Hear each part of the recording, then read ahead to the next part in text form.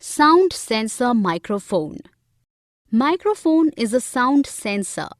It is an electric sensor that detects sound signals and converts them into an electrical signal. The spoken words of a person in microphone of computer are converted to text and then displayed as word processed file on screen.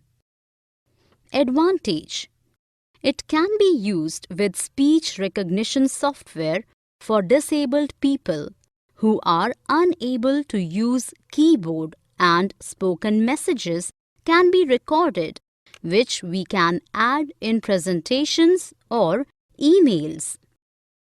Disadvantage: often it picks up nearby noises and hence sound cancellation microphones are needed, which is sometimes difficult.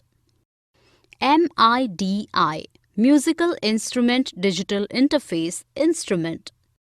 It is a way to connect devices that make and control sound, such as synthesizers, keyboards, guitar, and drums, which can send and receive digital messages. Advantage: the format in which data is stored is very compressed. It takes 1/20th of memory occupied by even the very low-quality recorded sound samples. Disadvantage: the person recording should have knowledge about software and music to edit recorded tunes.